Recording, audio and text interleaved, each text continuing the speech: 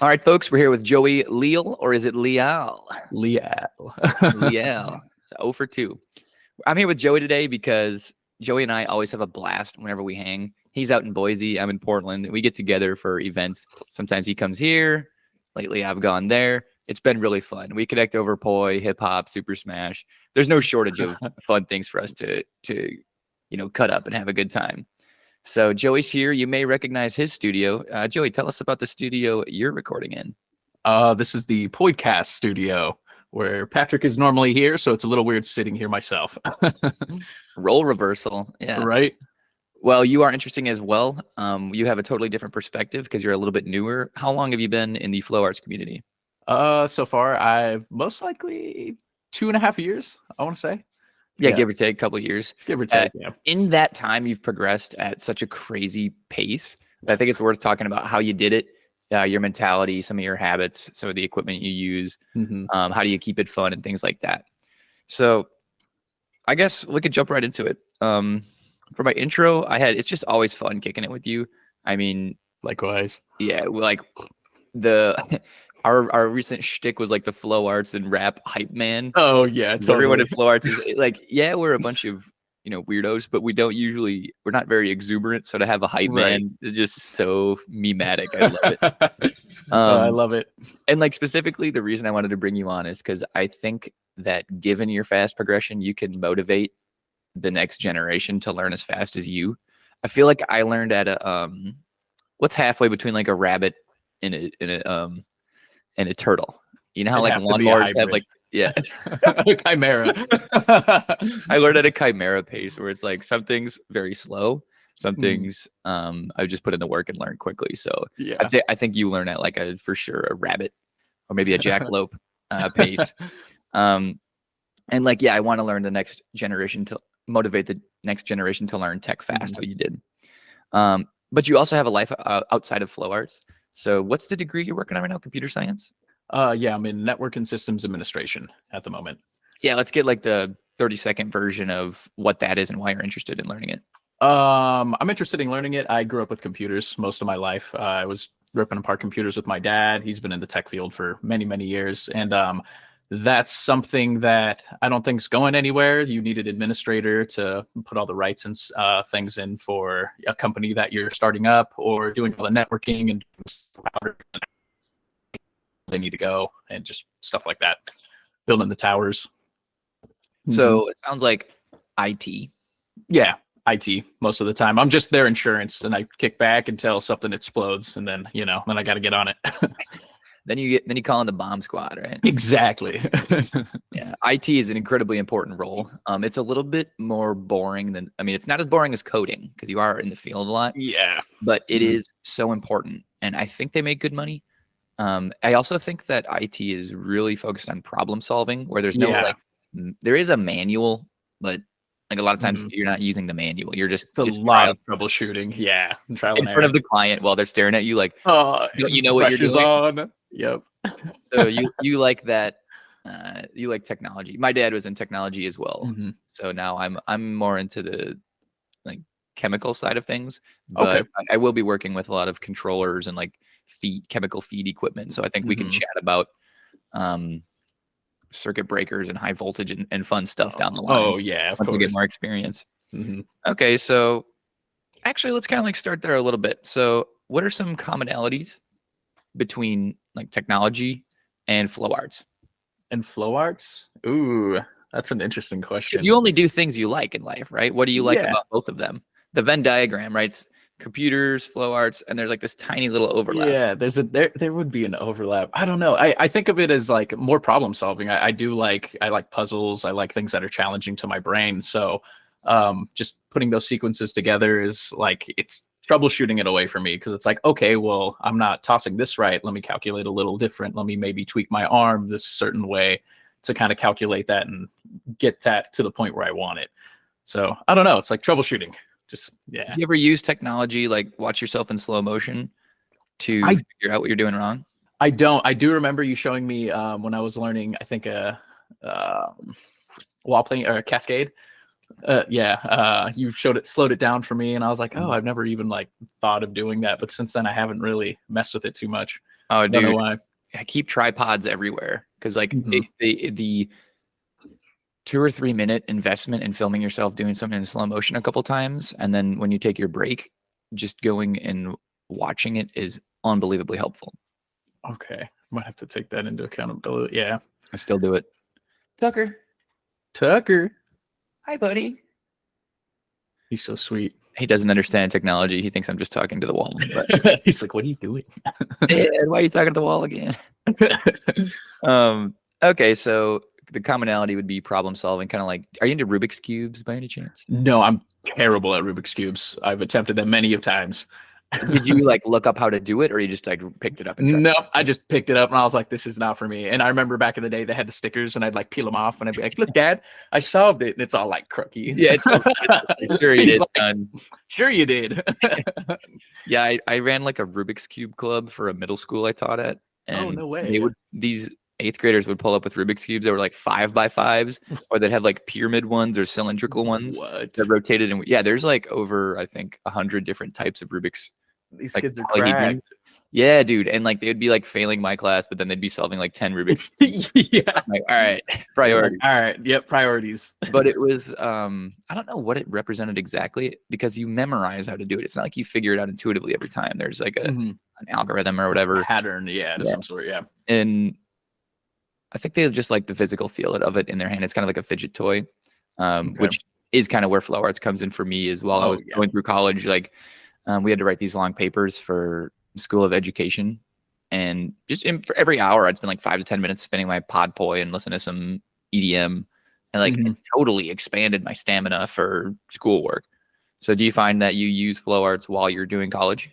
Oh yeah, absolutely. Especially for like a break in between. Like I'm very ADHD, so it helps for me to have like a timer almost in my brain, like 30 minutes of like studying session, maybe like a 10-minute break of flowing or whatever, I may be doing. But most of the time it is at least picking up some poi and just messing around for a second, clear my head and come back. 30 Mhm. minutes to 10 minutes. That's a pretty flow arts full ratio. Yeah, and like honestly, and I started that recently because I was just like, man, it's really hard for me to just like focus and hone in. Why can't I like just do the damn thing? And like I started reading and I was like, hey, try timers. I was like, all right, cool. And that's like kind of a standard one just to start Okay. off with. So yeah. Technology, yeah, timers. I had a couple. I like the little magnetic timers I put on my fridge, and I just leave them sticking around metal objects around my house. And I always Yeah. have it on 10 minutes because it's crazy. Like you 10 minutes is not that much time, but you can get a lot done. You can. Although it is also the amount of time it takes to like warm up. So like if you do say like work poi, your subsequent sessions get better because you're kind of warmed up. Right. Perhaps. But if you were to do like all different tasks every time and they were all creative, it may not work. So Yeah. if you're going to use that technique, I would only limit it to like 2 different tasks total and go back and forth between them. Yeah. Just to keep those. This is what I'm focusing on. Yeah. However, so I had Patrick on, and obviously his name's going to come up a lot because you've trained under him. Yeah. And absolutely. we credit him with a lot of your growth. Oh, yeah. But like according to him, his average training session is like 5 hours at the dojo. You or I don't put in that kind of hour. Like we put in maybe an hour. I've read some of your posts where you put in like a full day to get this one combo. Yeah. Those do take a while. But like, what is your average training duration? Honestly, it really depends. Like there's days when I'm at the studio for like I said, like 3 to 4 hours, maybe even like 6, because I really, really want this pattern just because I learned it that day and I want to get it down and I really push myself. But most of the time it's about anywhere from like 30 minutes to 2 hours most of the time. Yeah, I relate to that. 2 hours is really long for me now. And that's long end. Yeah. So like given Bo's episode with Patrick on the podcast and then Patrick coming on to Flow Arts Curator, like I think that to get to that level, you have to sacrifice and put in the like crazy amounts of hours. The extra bits, yeah, totally. Especially with juggling, I've noticed recently. Like he stays way later than me at the studio and just like juggles or does an LED session or I'm only there for a couple hours.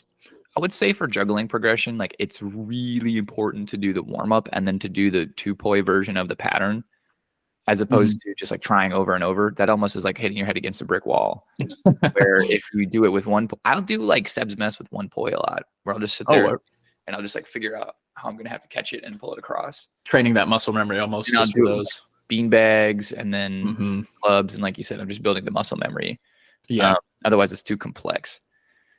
What's my point? Do you ever do that? Do you ever break down a pattern into like the I 1-2 poi version of it? I do actually. Most of the time when I teach my girlfriend Megan, I actually start with my 2 and I'll go to 1, and then I'll just do the motions with my hands because she's coming from a dancing background, so it's really easy for me to just like do things with my hands and kind of have like a rhythm or a step to it.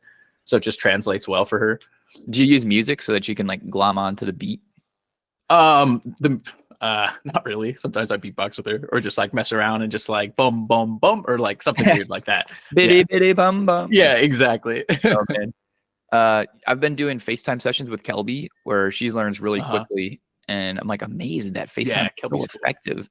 Like I don't understand, like, because I always thought you had to be in person for it to be that effective, but she's able to learn like really quickly That's dope. through FaceTime. I'm like, this younger generation is like insane. And it helps to have like an explanation, like you breaking it down as well, and her having like questions live there to ask, like this or like this. Yeah, I think that definitely plays a part too. Yeah, and like the cameras are getting better, so it's not as grainy, so you can really tell what their like grip is and everything. Totally. Okay, so do you use any other? Is there any other technology that comes to mind, like maybe certain types of music, certain types of headphones, maybe lighting? Anything comes to mind? I just want to like stand that technology because I feel like we've got some good stuff between us. That's like, oh, slow motion, or never use halogen lighting, you know, or something like that. Yeah. Do you train with your LEDs on, or do you just use your day poi mainly? I use my day poi mainly. When it gets a little darker in the studio, I don't like lights. Like I honestly, if I could just kind of flow in like a really low lit place, like I like that. It's easier on my eyes. And in our new studio, I love it. But like we have these super bright fluorescent lights, and we just keep them off and just throw the sun in because it's just like too much. But, you can get like basically a filter. It would be like bolting it on would be ideal, but I've used tape before. Yeah, the film, like kind of window tint almost. Yeah. Yeah, dude, because light has crazy impacts on ability to learn, and like headachy type stuff. And it's too much, honestly, because it is a studio for like photography, so it's just like intense. Yeah, dude, like this light I just installed, I forget how many like watts or whatever it was. This thing is so crazy bright. It's like blinding. Like it doesn't wash me out that bad. Like, so honestly, the chandelier I had before came to right here. Like I'm 5'9", 5'10", and I would just hit my face on it. Oh, dude, I'd be jamming that into me. And then we went ahead and pulled it out, and it had been, because so many people hit their face on it. It had been spinning for 10 years. Oh, dude, it was holding on by a thread. Like it was short circuiting. It was like a major fire hazard. So when we replaced it, everyone was like, dude, like you should have done this like years ago. Yeah. You never know. Like, yeah, don't let lighting get in the way.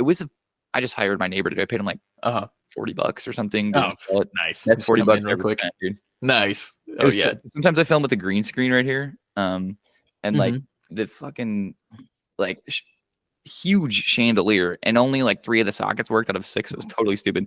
Like it would like hit the green screen. So I'm like, you never. And I lived here for 3 years. Like you never know the dumb stuff that if you spend the hour and the $20, $50 to fix it, just makes all the difference. It makes your life so much better. It's like, have you had anything like that recently where you're like, man, I'm so glad I invested in this one little thing? Don't say static tethers. Man. No, not currently right now. I'm pretty comfortable with everything, especially for the studio setup right at the moment. You do have the vibe of being pretty content, like going with the flow. Yeah, I feel like I do most of the time. I don't really need a whole lot. Like once I have my little setup, I'm kind of happy with it, and I just like want it perfect, and I'll like clean it OCD and kind of keep everything all nice. Like, yeah. So do you clean your poi a lot? I do, actually. It bugs the crap out of me. I cannot, like, if they're too dirty, I'm like, wash them. White poi are so good against black backgrounds. They are. They look so mean. Dude, did you see Bo's video where I don't even know how it's like he's in outer space. Like there's no light. It's just he's lit up and his he has bright white poi against a black background. You can just see I have everything so not clearly. seen it. Oh man, I'm like, where White are koi these? looks so good, just like all white on a black background. They look Yeah. so clean, especially if you're wearing like clothes to like offset it too. Yeah. I think black poi would probably look pretty good on a white background, but it might Oh be yeah. hard for the camera to like pick it up. Hmm. 'Cause sometimes it can like wash out. Yeah, It'd be but interesting. I love the look of it still. Dude, I really wanted Flow on Fire to do like a more color marketing with the chromatics. Like Hmm. I did some work for them, but I really wanted people to like. I guess it would require really high quality cameras and everything, but I think the colors of props greatly impact like the vibe and Hmm. the energy that goes into how do I put it? Not just the marketing, but like the application of the product. Hmm. You know, I mean, you have a little. Don't you have some involvement in marketing somehow? I don't market really anything. Mm-mm. Man, I thought for sure you were involved. You were involved in stagecraft. That's what it was. No, Yeah, not I. didn't you do like sound and lighting or something like that back in the day? I did like I maybe like theater arts. I kind of did. Like I Yeah. ran a little bit of lighting and sound, but I mean like nothing crazy. Like just my teacher was like, "Hey, push this at this time." I was like, "All right, I don't know what I'm doing." Yeah, Like sliding the fader for the wrong thing. yeah, Good pretty job. much. Hey, great job. What the heck? Yeah. Okay, we are so that was I just put my foot in my mouth. Okay. So I'm just gonna jump topics like training with Patrick. I would say my first note was like you obviously absorb ideas really quickly. Have Mhm. you always been someone to just absorb ideas by watching? Yeah, absolutely. Especially him, like me being literally feet away from you and just like watching like little things to how your wrist is moving. I'll like even look at how your fingers placed and like, yeah, I think that that plays a big role in absorbing for me. How would you describe your learning style besides just absorbing? Um, I think most of the time I'm pretty quick to like grasp a concept. Like maybe I'm not getting it down the cleanest, and that's something I need to work on. But I don't really know. I would use the word like comfortable. Yeah. Some people get really frustrated and really sad when they can't learn something right away. And Hmm. like contact role stuff, Yeah.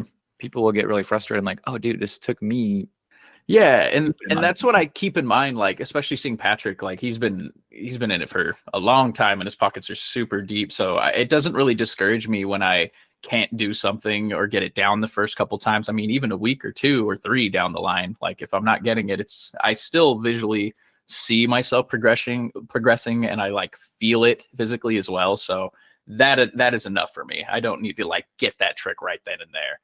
But yeah. Yeah, that's a healthy mentality. I think this is like going really deep into it, but I think your parents must have created an environment that was like really relaxed for you growing up, like where it Mhm. was okay to make mistakes and fail forward. And then I Yeah. meet some other people where it's like they might have had a very rocky childhood where like Mhm. mistakes were seen as some sort of bad thing. Right. And it kind of I like can see comes that. out in their practice where they get really frustrated. I'm like, dude, this is like a fun Mhm. hobby. It's supposed to be like, I can't believe how silly it is when I'm messing up over and over from Yeah, thing that for you can sure. do. Uh-huh. So would you say that your home environment has impacted your learning style somehow? Yeah, absolutely. I think that definitely plays a big role, and I can see, yeah, how different people would react just from, childhood circumstances. It's like seeing one thing as a success or like pushing you forward and you're doing great and it's okay to fail, as opposed to, like, hey, you better get this right. Don't be messing up. You can't be doing that. So yeah, but I think my home life really played a role to like just be more relaxed, kind of go with the flow. Things come and they go. It is what it is sometimes. Like, yeah, definitely. Yeah, I'm thinking back to my like childhood. I'm thinking like because my older brother got a lot of attention before me, and Hmm. then my younger sister got a lot of attention like after me. So I had to like work. I don't want to say extra hard. I had to really work to get attention. So once I Yeah. started spinning poi, these bright blinky lights, it was like a reason to get attention. So I was Yeah. intrinsically motivated. I was like, oh, finally a chance to get attention again. Hmm. That's what like a lot of people say about middle children is that they like really want attention. I wonder if that plays into why I like big flashy poi because I Right. really had to work to get Like attention. very grandiose. Yes. Oh yeah. How okay, well then okay, good use of grandiose. Let's jump to I'm gonna skip benefits of Flow Dojo and we'll come back to that. let's talk about performance for a little bit. You and Mhm. I performed recently at Connection, Yeah. and you have a very techie style. Like it's very fun, fast.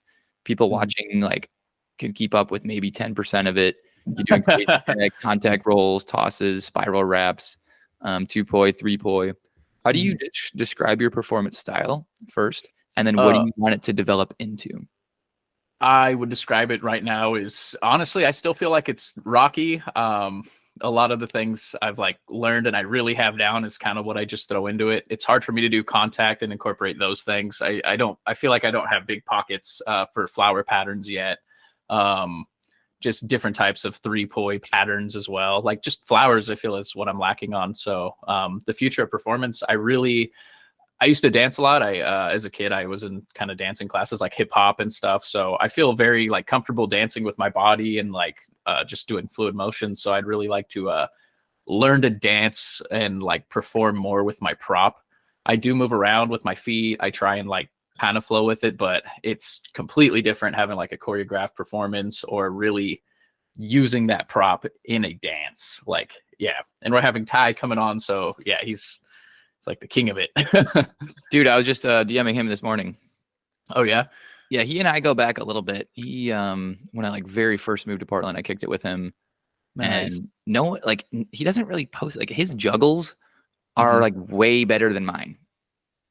And the poi, I Damn. don't even know if he has new Uh-huh. poi. His poi tethers were like cereals poi, where they're just Mhm. like trash, and his knobs fall out every time he drops, and he has to go find them. I'm like, dude, I'll Uh, literally give you poi. He's like, nah, I'm it's like, used to these. They're nah, they feel so right. difficult. Um, Damn, that's so funny. so for him, he's able to do three poi performances in hip hop dance. Mhm. Like I want to give it more specific than hip hop, kind of like tutting and gliding would be a Yeah. large part of his style. Mhm. And then, but would you say that like hip hop dance moves are out of the question with three poi for you? I I don't think so.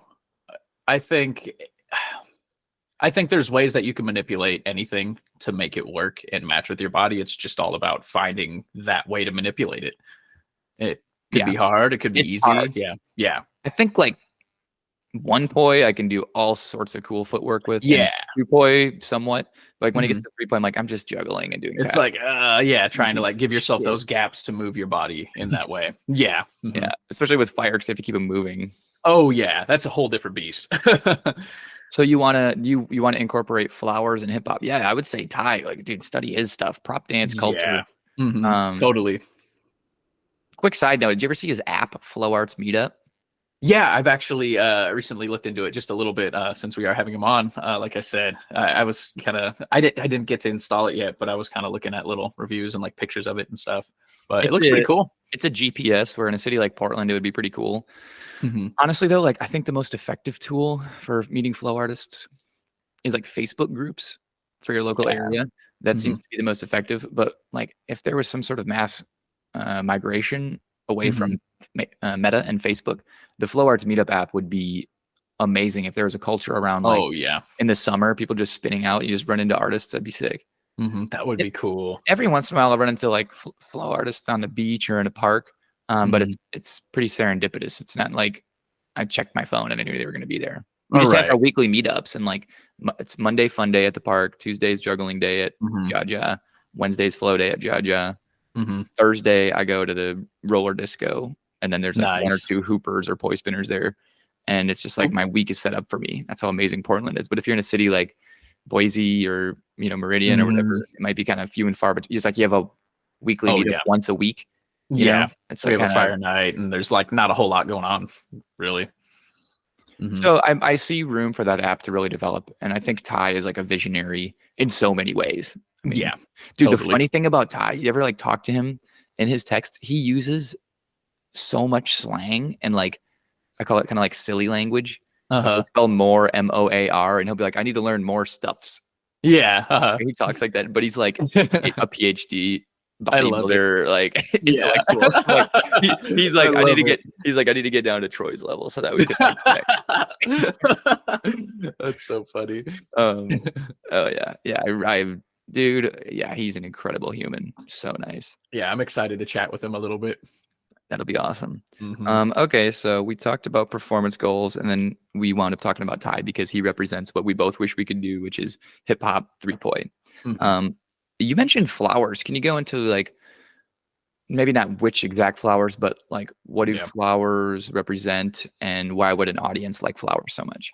I feel like seeing Patrick hit flowers most of the time, it stands out a lot more. And I feel like the audience really likes when you're hitting those really big extensions, going into those flowers or like isolations into them and just Mhm. transitioning from left to right. And it's nice too to be able to move your body and pivot in a 360 motion while still hitting flowers. And that's something I can't do. And that's a big part of why I need to learn them to get to the part where I'm starting to be able to dance and incorporate that into a performance or an act. I respect that greatly. That's I mean, if you've seen my 2-point act with the Blaze Comets, like Those are at at, gnarly. at Dante's, I do Mhm. like snakes, Zan's diamond, triquetra extension, split time, same direction flowers, Whew, yeah. with a couple isolations. It's pretty simple. The split up Zan's diamond is one that not Mhm. many people know, Yeah, I'm not but it's familiar with that one. so beautiful for taking like big steps to the side. And then I'll Ah, do some type of like weave or reel behind the back with a pirouette, like you said, and then I'll mhm, go into a flower from it. And I find that when I do a really flower focused song or intro, I get mhm. a lot of compliments. So I think you're right. Yeah. I think the audience is just more memorable than Yeah. say the tosses, unless the tosses are with big Are extension. gnarly behind the back. Some extension has to be very like if you're just doing a no beat toss over, it's not looking very, you know, Hmm. show, I Yeah, guess. it's like everyone knows tosses are more risky, but flowers are more beautiful. Right. Yeah, Mhm. we And you could. are trying to make an art performance for a visual. Yeah. So Dude, you gotta have me thinking about some tutorials I want to make in regards to like I want to call it how to use the whole stage with flowers and like mhm. intentional footwork. But I would actually, like that. yeah, I don't really do like footwork, so to speak. It's more like I just like walk across the stage and take these like kind of epic looking big steps. Uh-huh. And like I was doing this no beat, repeating no beat pattern once, and this guy, like I was standing kind of like in a lunge position, and this Mhm. guy's like, "Yo, that stance." And I was like, Yeah. "It's a yoga stance." I thought it was It's just so a funny, yoga but that was stance. Uh-huh. that is what he remembered. So sometimes we That's go a little funny. too far into the realm of poi, and instead we should have Mhm. just been a human moving their body on stage. Yeah. And so working with Patrick and especially 3-poi has you really focused on difficulty. And I'm glad to hear you have like your first answer for your goal was more flowers. Mhm. Yeah. Nick Woolsey and Drex, I mean, they have a lifetime's worth of flowers to learn. Oh, yeah. Totally.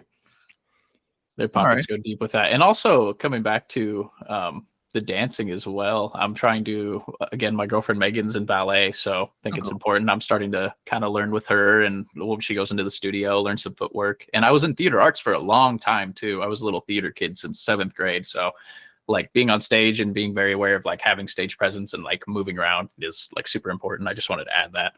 But yeah, That's probably what I was totally. thinking of when I said marketing. It was a lifetime of like being on stage.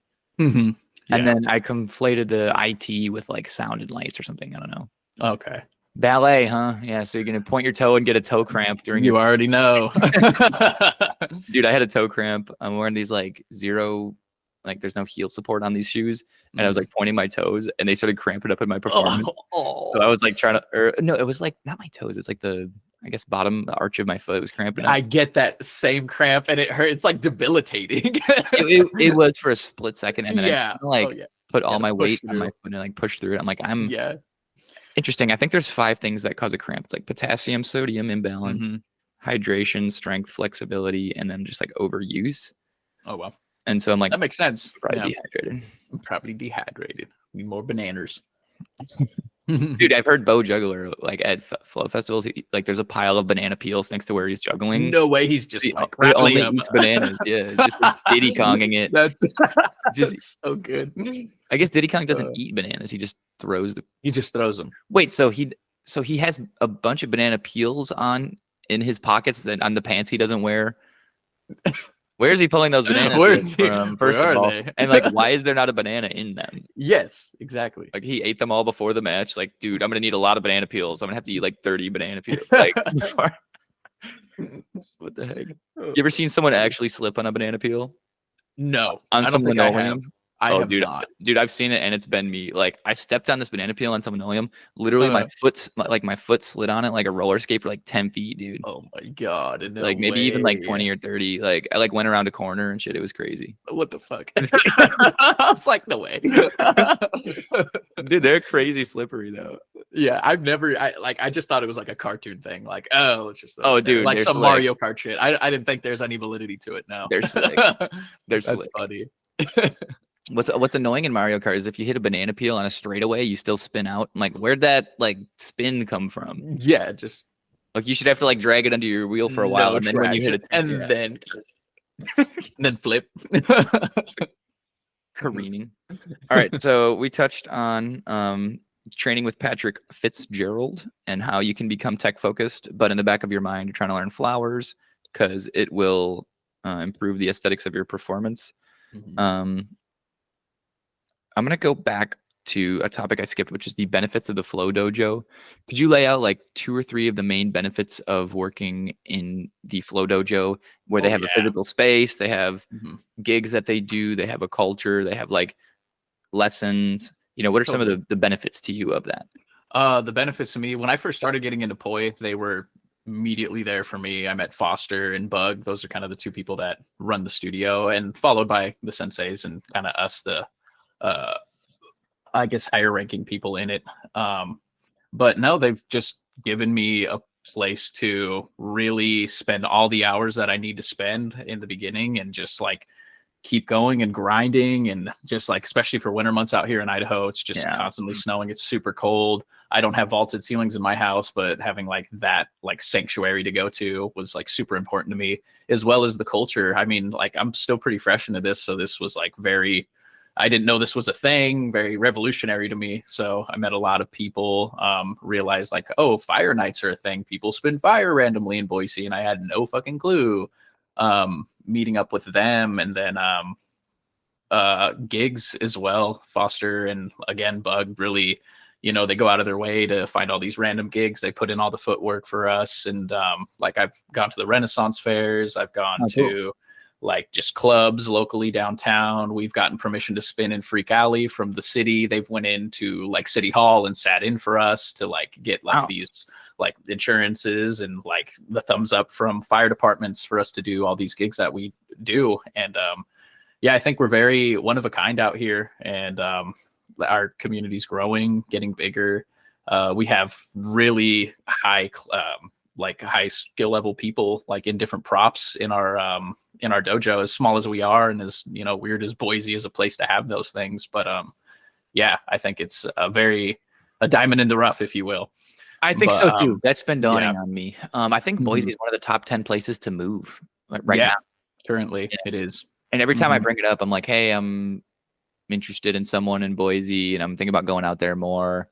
They're always like, oh, you're Mhm. going to move there? I'm like, no, I like Portland way too much. No. But Yeah. I definitely want to spend time there. Like, I love it. Yeah. Um, no, that being said, I actually think that like non-coastal, like, more, typical kind of boring small town is actually the perfect place to have flow arts Mhm. because since there's less to do, like you need something exciting to Yeah. entertain yourself. To bring these people So in. it's like actually perfect. Mhm. Yeah. Yeah. Yeah. That's why like, how do I put this? Like Portland is one of those cities where there's so much to do. You can constantly do something new each week, Mhm. where that can actually be problematic. It's almost nice to have during your early 20s to have a city that's not so stimulating so you can pick the things you want to work on. And then when Mhm. you move to like a epic city, like I think Portland's pretty epic, or Seattle or Yeah. Austin, Texas, or not my personal choice, but like LA or New York or Chicago. Right. Yeah. Then by the time you get there, you have the skills. Because I think a lot of young, people in their 20s, they get a little bit of money or they get a girlfriend and they just Mhm. not like settle down, but they just kind of like hamstring themselves in terms of like the grinding. Right. So when you say you Yeah. have a flow dojo to go grind it, I'm like, dude, you don't know how that's like 10x beneficial to having a beach or to having like a robust EDM scene. I'd much Yeah. rather have a flow dojo. How old are you again? I'm 27. Yeah, so like Mhm. still pretty prime. Where like eventually you may move if there's an IT job, a couple hundred Yeah. miles away, you'll probably take it. Mhm. Or I know Megan's probably going to move. She does travel nursing. She wants to do travel nursing eventually, Yeah. but yeah, So she's yeah, nursing. so you can work remote, dude. Like Yeah, that'll totally. be That's the goal. And just travel. We want to get a little RV and we have a set of land that we want to invest in and kind of build our house as we go. But we definitely want to travel around the US, go to oh different bet. flow festivals, work from home for me on my computer, and she can be a travel nurse and we'll just go to all these cities and Oh yeah, dude, I'll show you some hit spots it on up. the 101 on the West Coast. Like I've got a Yeah. 10-day trip from basically if you make it a like a 12-day trip, I can take you from Olympia, Hmm. the Olympic I thing. love Olympia. I've gone there a few times. Yeah, like outside of Mhm. Seattle or whatever, and then just Yeah. down the West Coast, down the 101, there's so many sick spots to film and like explore. Nice. Yeah. I'm from Monterey, the Bay Area. So yeah, I'm all familiar I with that forgot. coast all the way down. Yeah. Totally forgot about that. Grew up So, there. would you say that you're glad you moved from there because you would have been distracted by that lifestyle, or you would have been Um, more into surfing or something? You're glad you went where Yeah, Photo did? honestly, I'm glad I moved and things went the way it went because, yeah, I don't know where I'd be currently without this. I'd probably be some surfer dude or just something super random, just probably skateboarding still, beating Yeah. my body up, ruining my knees even more than I already have. Oh, dude, for me, it was my freaking wrists and shins. Like uh, when I tried to learn varials, for some reason, I think would always swing around way too mhm. fast. I don't get how people do tray flips and like still have a shin left. I don't know. The amount of times that I hit myself in the rear shin, or no, Mhm. I think it was the rear shin, and you could just hear that across the park. Where it's like, I Oh, mean, yeah. it hits different. It's like, It thunders. People know. If you know, you know. yeah, like if you run your hand up and down my shin, it's just like all these bones. Yeah, dude, it's brrr. Yeah, I started rollerblading and then I switched to skateboarding, and it's so Mhm. much saucier. Oh, Like yeah. I pretty much only skate like bowl now. I don't do any Oh, street. really? Yeah, Okay. dude, Yeah. bowl in Portland. If you skate, dude, Portland is not only the flow arts mecca, but like it has three of the sickest skate parks you'll ever see. Yeah. That's Namely, dope. Tigard Mhm. and Pier Park has a full pipe. Like it's so big you can skate it with your longboard. Was it built by the Barracks? Any of those? Um, Are any of them like X Games qualifier zones? the one in Tigard was built by somebody really unique, and Hmm. then Pier Park was I can't remember though. That's a good question. Yeah, it Um, was cool. In Boise, they completely redid our skate park, and the Barracks came and did it. And it's like we have pre-game qualifiers for the X Games here, so is so it a it skate gets loaded. plaza or is it or is it like is there lots of vert? It's a good amount of vert, honestly. It's Oh, like it's a sick. Okay, hybrid, yeah, yeah. for Because sure. I But know there there's are some fat bowls in there. yeah, that's what I'm Hmm. into, dude. Is Yeah. the I think they call it transition, Yep. which like is not. I don't know if you want to like. This is Mhm. what we called it growing up, like a skating tranny is what we called Yeah, it. that's I The literally went term made, with made out of age yeah, 12. exactly. But I remember back in how old is it? Tony Hawk Underground. Yeah, that Yeah. was the move, man. So I'm into like reverts and funky little pivots. I really like old school bonelesses, no comply. Yeah, I slap no complies Flamingo, and dude. bonelesses. Oh yeah, those are my jam because you could just like mix up. Like you can hit a boneless, jump off of something, get more air, and caveman Yeah, off of it. Yeah, it's fun. Oh yeah. you break so many boards doing bonelesses on Oh it, dude. though. Like, because I've it's had so a much fair like pair. your knees compress so much and push down so hard. If you're not on the Mhm. bolts, you're just like going right You're through that. done. Your board's done, or it's just getting pressure cracks, and you're just playing Yeah, in funny. ice. Okay, so poi doesn't beat up your body as much, which is beneficial because Oh there's no. longevity to it. Have Yeah. you ever had any like shoulder or maybe wrist or like neck issues from trying to learn? Um, for poi. Yeah. Oh yeah, I get kinked up. Mostly muscles. I haven't really had like a strain for my shoulders. Just mostly my traps. That's what really gets pinched up. I Oh, have like interesting. rubs I put on, but yeah, I don't know why. I think like most of the moves I do, I still do like a lot of flowers, like using these, like the few flowers I know, I should say. But I definitely try and incorporate those and get them down a little more. So I think that's why my shoulders hurt a little more often than not. That's interesting because I think it's my rear delt and my lats, but yeah, maybe it's starting in my traps. That's really good. I've been doing Mhm. more like shrugs because I Yeah. knew it would help. I just knew it would Mhm. help Just because push through, strengthen those muscles. I feel like sometimes my arms are really heavy. Hmm. They're like pulling everything down and forward, and I want to stand more like this. So I'm just kind of been doing the Have more shrug where you, like posture. Yeah. pull your like, yeah, and then like things like bands where you pull it back like that. I feel like I should do more of that. Ooh, yeah. Those get those. Everybody strengthens this, right? And then you get too strong up front, and then you're kind of Hmm. like bound up. I want to be more even. So it's good to do those butterflies too. Yep. That's with a band that's like attached to something in front of you, and you just go like this. Yeah. Is I know that, what is you're that what a talking about. butterfly is? Or I meant the ones that like they go on your forearms and you pull them forward like this. Oh, But those what? are for your pecs and the front of your shoulders here. Mm-hmm. Interesting. Yeah, I should do that. Yeah, I have bands. I don't know why I never use them. Mm-hmm. 10 bands, 10 20 bands. bands, 20 bands, honey bands. Should do anything for 100 band. All right. I gave all my money back to Uncle Sam. Ooh. My ex bitch still want another chance.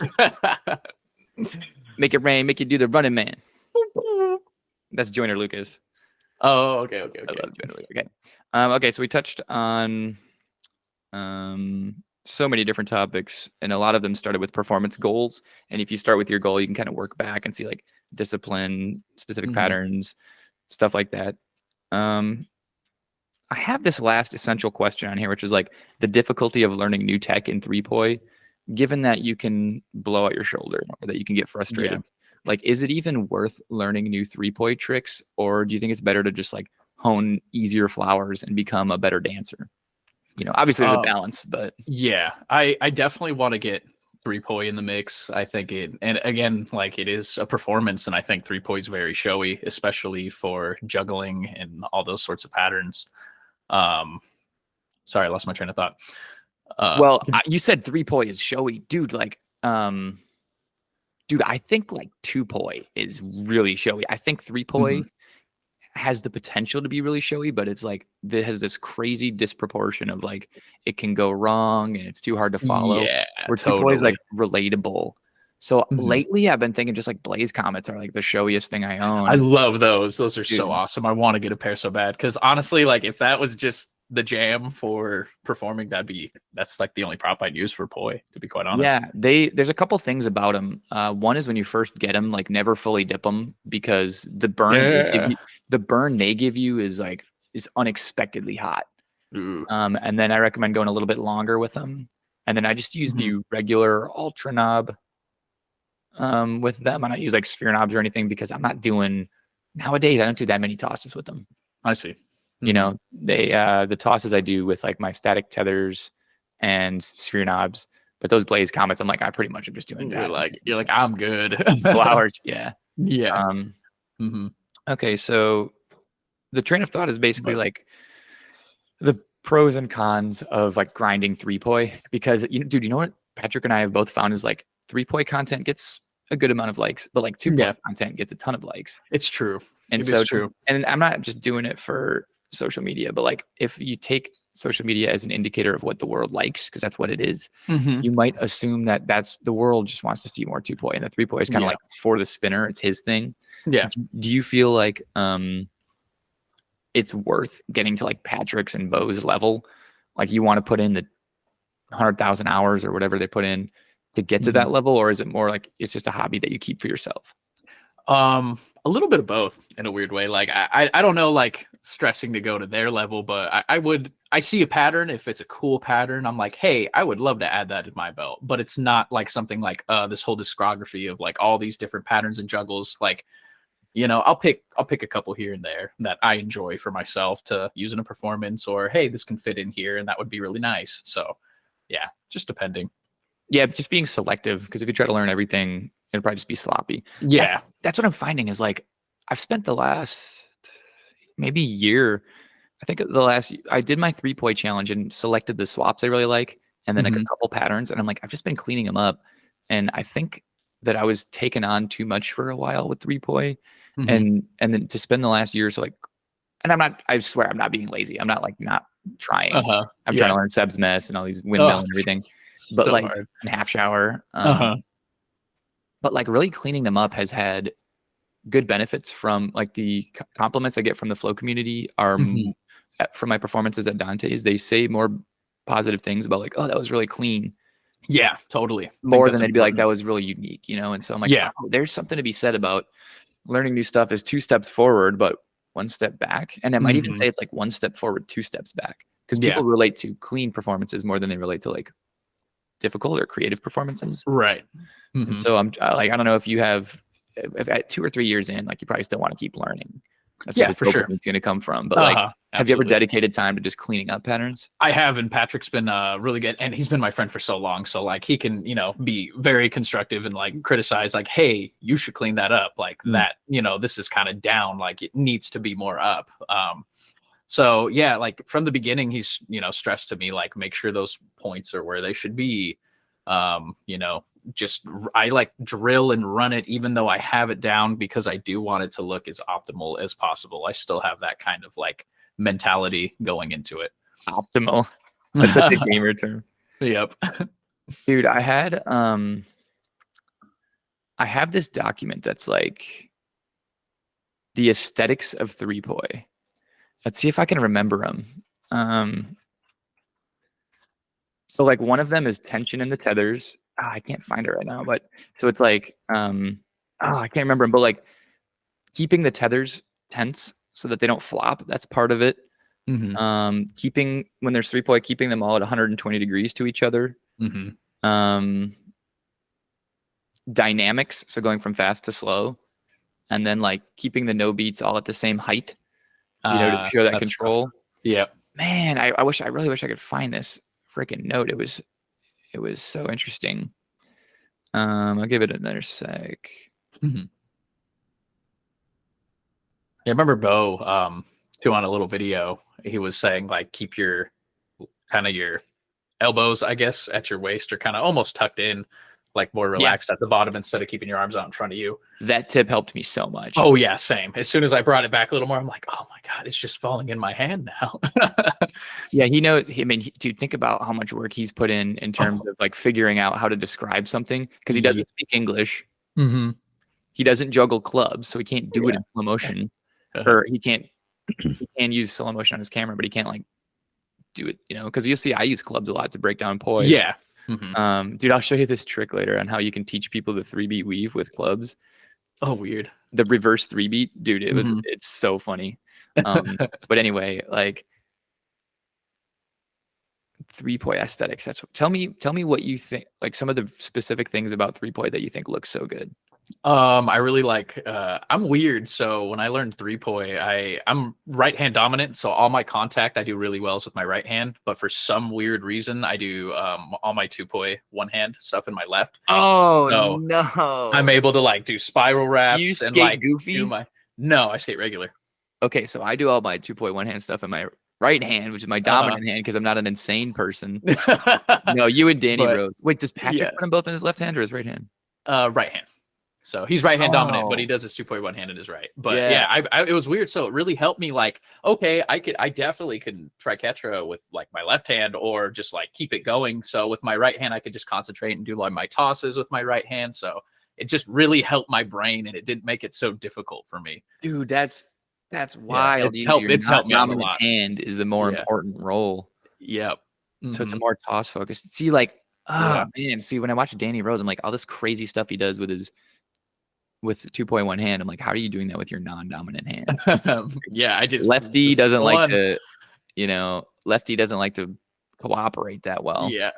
This one just runs it. But when I do contact with it, it's like, what are you doing to me? And then I do 2.1 hand stuff in this, and it's like, why are you doing this? Oh my God. That is so weird. I'm never going to get over how weird that is.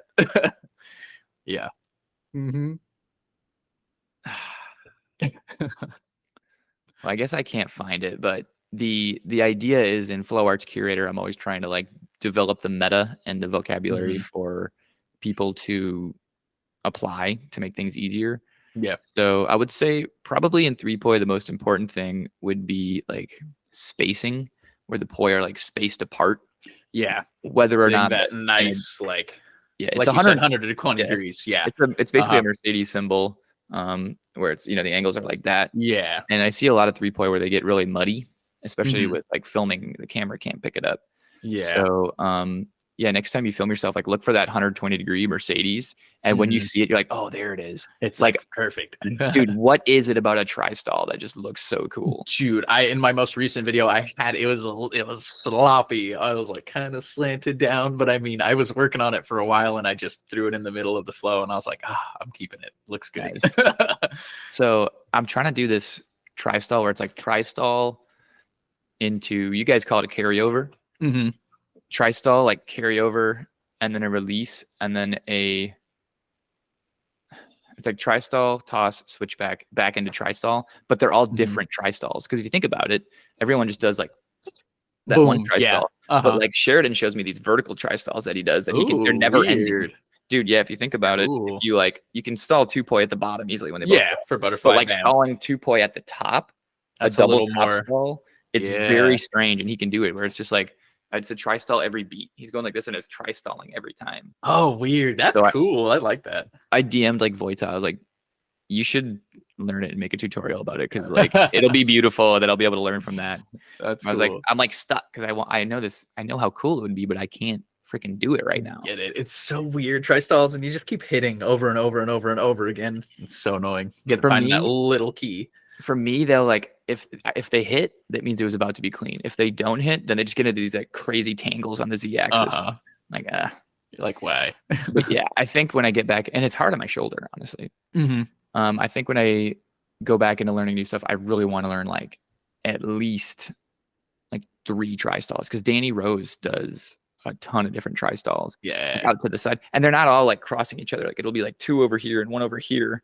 Ooh, cool. It'll be like 2 down here and like 1 over there. And he's like almost hitting quarter time. Like yep, yeah, that's cool. I think so. I don't know exactly, but most likely yes. In a weird way, yeah. And I think that's where I'm going to go next with it because that it plays into my like 3-poi aesthetic theory of like keeping things spaced.